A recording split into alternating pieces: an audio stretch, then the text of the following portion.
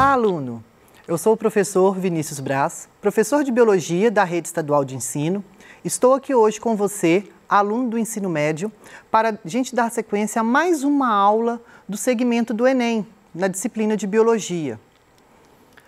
A gente vai continuar trabalhando nessa quarta semana com o tema Ser Humano e o Meio Ambiente, onde estaremos ainda abordando novamente a competência diária 3, onde eu vou associar intervenções que resultam em degradação ou conservação ambiental a processos produtivos e sociais e a instrumentos ou ações científico-tecnológicos.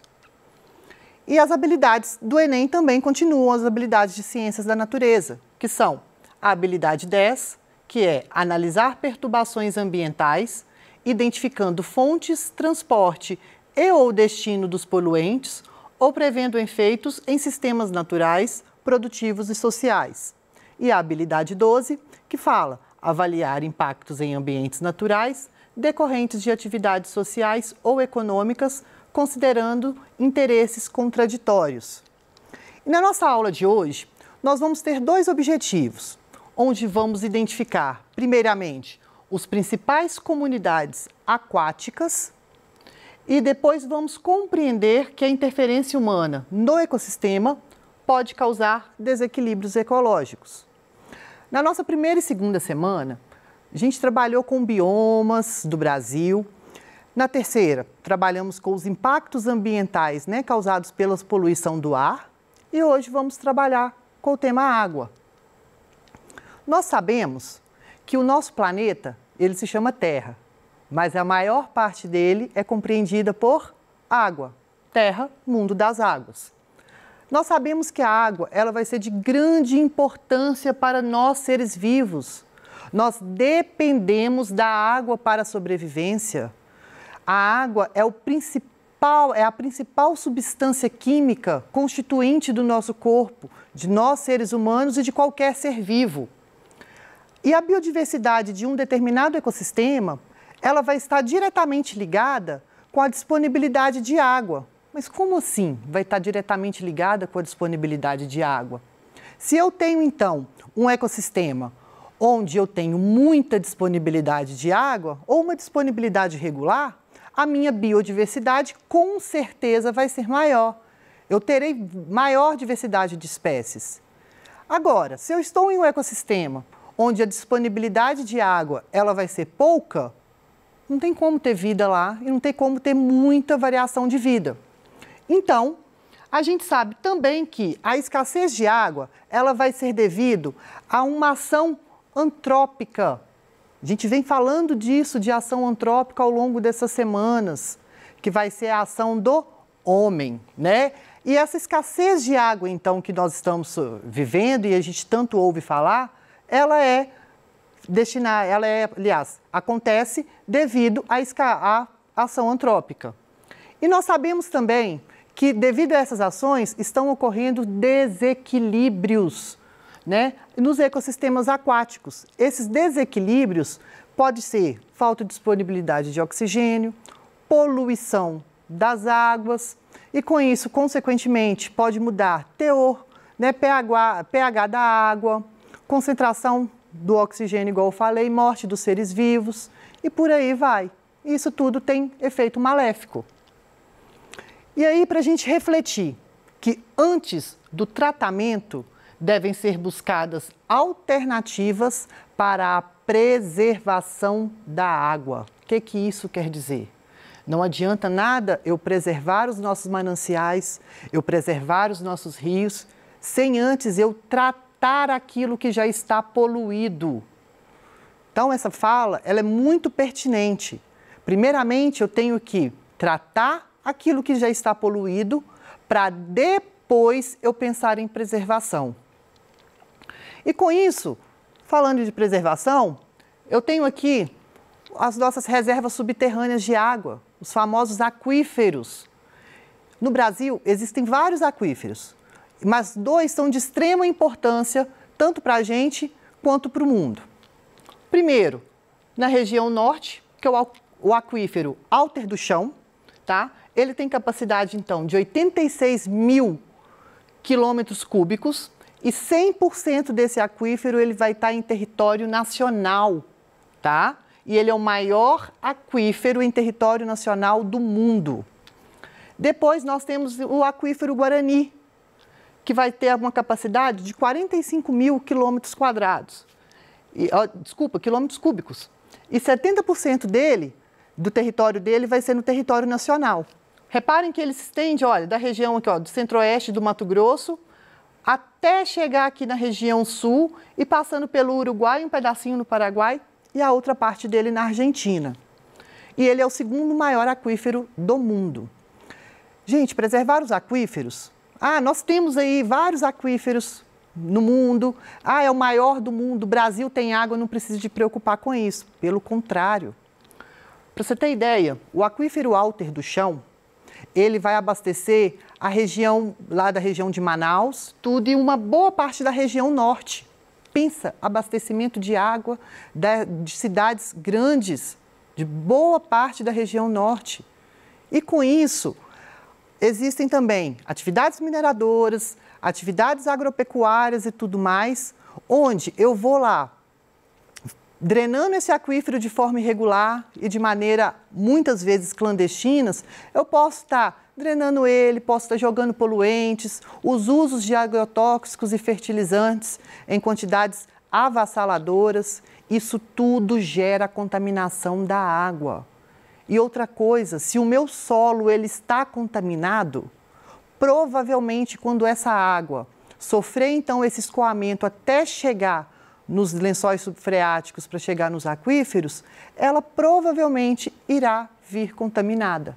Então, nós temos que tomar muito cuidado com isso. Sem contar também que a gente sabe que o nosso planeta, por mais que ele tenha grande quantidade de água, né, cerca de 75% do território da Terra, digamos assim, é coberto por água, dessa água, então, total, a maior parte dela é uma água imprópria para consumo. Como assim? Água do mar e dos oceanos, a gente sabe aí. E a outra parte de água doce, a maior parte dela vai estar o quê? Nas geleiras congeladas. Outra parte vai estar nos lençóis freáticos, né, e nos aquíferos. E pequena parte em rios. Então, por isso que a gente tem que tomar bastante cuidado com essa prevenção. E o tratamento primeiro, óbvio. E aí, quando a gente vai estudar os ecossistemas aquáticos, onde temos ecossistemas marinhos e ecossistemas que a gente chama de liminóticos, né, que são ecossistemas de água doce, nós podemos classificar esses organismos, essas comunidades. Vamos voltar lá em ecologia. Nós sabemos que um conjunto de indivíduos da mesma espécie vai ser uma população. Um conjunto de populações vai ser uma comunidade. Então, eu posso falar que aqui eu tenho uma comunidade. E essas comunidades aquáticas, elas são classificadas, né, assim falando, de acordo com a sua mobilidade na água. Mas como assim? Vamos lá. Tem, então, primeiro nível aqui, os plânctons. Os plânctons, a gente ouve muito falar, o plâncton do Bob Esponja, zooplâncton, fitoplâncton. Então, são organismos geralmente unicelulares ou pluricelulares, mas eles são bem pequenos, muitas vezes microscópicos, onde eles são livre-natantes. Eles não têm força suficiente para nadar contra a maré. Então, eles vão e voltam, vai e volta, de aonde que a maré toca. Os nécton, eles ficam abaixo dos plâncton. E isso, eles são animais o quê? São seres vivos, onde eles conseguem nadar contra a correnteza. Daí, então, nécton, eles são de nado livre. E abaixo nós temos aqui os bêntons, que são animais ou seres vivos que vivem fixo a um substrato, algas, esponjas, né, crustáceos, alguns quinidários, como a anêmona do mar e tudo mais, ou animais que não conseguem nadar e eles necessitam de um substrato para se locomover, que é o caso aqui do siri, das estrelas do mar e por aí vai. Então, isso tudo aqui eu posso falar que é uma comunidade aquática, onde eu tenho plâncton, nécton e bênton. Os plânctons, a gente tem que ter uma importância maior para eles. Primeiro, que nós temos o fitoplâncton, que vem no nome fito, a gente lembra de planta, né? Eles são seres unicelulares que realizam fotossíntese e vai ser a base da cadeia alimentar marinha, ou digamos, da cadeia alimentar aquática. E nós temos o zooplâncton, que lembra aí de animais, que são seres heterótrofos que vão se alimentar do fitoplâncton. Nós sabemos, e alguns pesquisadores eles acreditam e têm mostrado para a gente, que cerca de 80% da disponibilidade total de oxigênio da Terra vem da ação do fitoplâncton. Por isso é tão importante a gente dar essa ênfase para eles. E aí, não adianta, né? A gente tem que falar da água e falar do ciclo da água. A gente sabe que a água ela é um recurso renovável, né? Então, se ela é um recurso renovável, ela é um ciclo, ela vai voltar a retornar à natureza através do seu ciclo. E nós sabemos que os ecossistemas terrestres, eles são dependentes da água doce disponível. Nós necessitamos de água doce para sobreviver. Né? A gente não vai tomar banho com água do mar, não tem como, né? Você vai tomar um banho de mar, você fica todo melado, salgado. Ela está sendo comprometida, esse caminho da água, esse ciclo da água, vem sendo comprometido através da ação antrópica. E esse combate à poluição e o desperdício é dever de todos, nós devemos fazer isso. E o desflorestamento, infelizmente, ele vai interferir diretamente no ciclo da água. Mas como assim, desflorestamento no ciclo da água? Olha só, primeiro, dependendo da área que a gente for desflorestar, ela vai diminuir muito a quantidade de chuvas. Porque, querendo ou não, através da transpiração dos vegetais, da transpiração, dependendo dessa floresta, ela vai ser uma carga tão necessária que vai subir, esse vapor de água, que vai acumular e vai influenciar muito na quantidade e no índice de chuvas que a gente tem, como é o caso, por exemplo, da floresta amazônica. Grande parte da precipitação que vai ocorrer nela, e da nossa região principalmente, vai ser influenciada devido à floresta amazônica, ao índice de precipitação, da transpiração dessas árvores. Depois também eu tenho o ressecamento do solo. Se eu tenho um ressecamento do solo, e se eu não tenho água nesse solo, as plantas não vão conseguir, vai interferir também, absorver água, vai interferir também no ciclo da água. Então vamos lá, só recapitular aqui. Eu tenho a água, ela vai voltar para a natureza, ela vai evaporar, primeiramente, através da temperatura, do sol. Então, a evaporação da água dos oceanos, dos rios, dos lagos, ela vai subir, esse vapor de água vai voltar para a atmosfera. E através da nossa transpiração dos seres vivos, nós devolvemos água, então, para a natureza em forma de vapor de água por meio da transpiração. Então, a gente chama isso de evapotranspiração. A água volta para a natureza, para a atmosfera. Chegando lá, ela vai condensar, condensou, as nuvens ficam carregadas na forma de chuva, As nuvens ficam carregadas e vai o quê? Ocorrer a precipitação em um certo ponto, que vai ser a chuva. Essa água volta para a natureza e, através da infiltração dos solos, elas vão descarregar nos aquíferos, retornando assim o seu ciclo da água. E aí a gente sabe que centenas de milhões de pessoas em todo o mundo não dispõem de fontes seguras de água para o uso doméstico. Segundo a OMS, cerca de 80% de todas as doenças humanas decorrem da falta de acesso à água potável. E isso é uma triste realidade, gente. Se a gente for analisar aqui, rapidamente, a porcentagem de domicílios brasileiros conectados à rede pública de água por região é muito pouca. Olha, por exemplo, na região norte, cerca só de 60% de domicílios brasileiros são conectados à rede pública de água. Pensa esses outros 40%, para onde que vai? Mesmo regiões onde tem alto índice, por exemplo, como a região sudeste, 92%. E esses 8%? É complicado. E se a gente for pegar, então, essa questão do gasto de água por setor, a grosso modo falando, Nós sabemos que o setor agropecuário, ele vai responder pela maior parte da água consumida do Brasil. Cerca de 83% do total de água vai ser lá para a agricultura. Ó, gráfico aqui. 1% para a população rural, 7% indústria e aqui 9% apenas para a população urbana. Então a gente gasta muito pouco, né? Se a gente for parar para pensar. Questão de distribuição de água, onde está concentrado maior parte na agropecuária. E aí nós temos os famosos agentes de desequilíbrios, ou seja, a ação do homem ela vem interferindo e muito nisso e vão causando os desequilíbrios. Através do uso de fertilizantes inorgânicos que podem contaminar o solo e, consequentemente, as águas, onde, por exemplo, eu tenho aí, se eu utilizar um fertilizante onde vai gerar uma acidez nesse solo, ele vai ficar improdutível e com isso vai acontecer a morte dos seres vivos e isso vai alterar o ecossistema e, consequentemente, vai alterar o ciclo da água e afetar diretamente nas águas.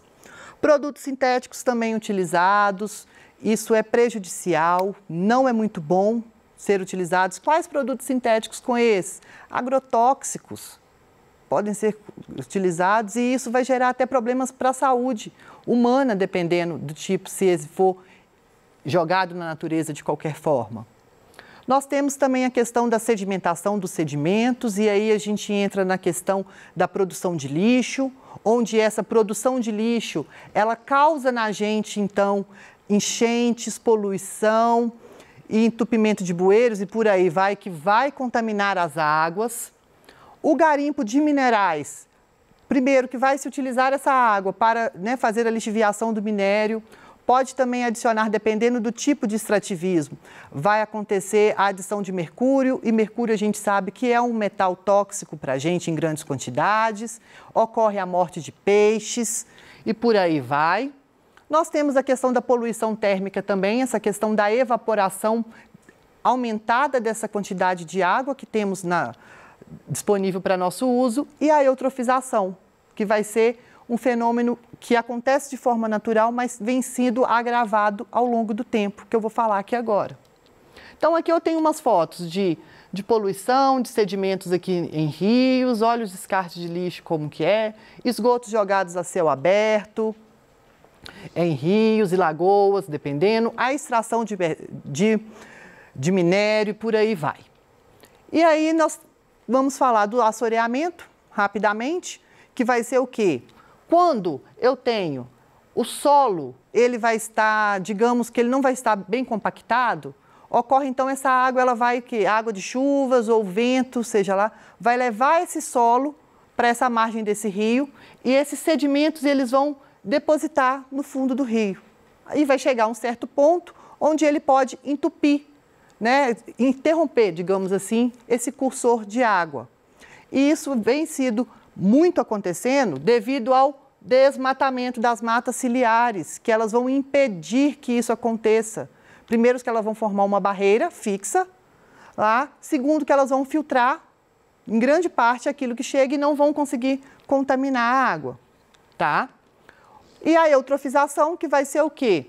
Eu tenho, então, um corpo de água equilibrado, que a gente fala, onde eu tenho vários nutrientes lá disponíveis de forma natural, em níveis normais, algas que vão estar aqui nessa zona luminosa e o que resta então desse oxigênio os peixes vão utilizar normalmente, sem contar que a luz chega no fundo desse ambiente aquático e as algas também fixas vão realizar fotossíntese, só que uma menor quantidade.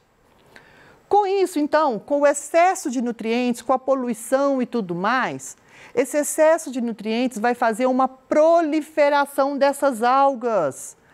Algas tanto aeróbicas quanto anaeróbicas. E isso vai fazer com que elas, então, entrem em combate pela disponibilidade de oxigênio.